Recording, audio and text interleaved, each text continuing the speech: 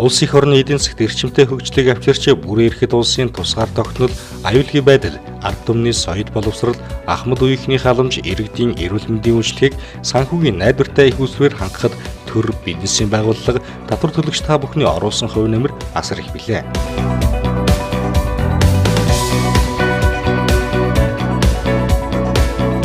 Татвар төлөгчийн татвараа төлөх нийгмийн сэтгэлгээ төвшин татварын албанд хандах эерэг хандлага бий болж байгаа нь татвар төлөгч татварын албаны харилцан ихтгэлцэл хамтын ажиллагааны үр дүн юм а. Үүний илэрхийлэл болж Орхон аймгийн нийт татвар төлөгчд маань 2018 онд орон нутгийн төсөвт нийт 52.5 тэрбум төгрөг, улсын төвлөрсөн төсөвт нийт 10.5 тэрбум төгрөг, нийт 62.9 тэрбум төгрөгийг татварын орлогоор төвлөрүүлсэн байна.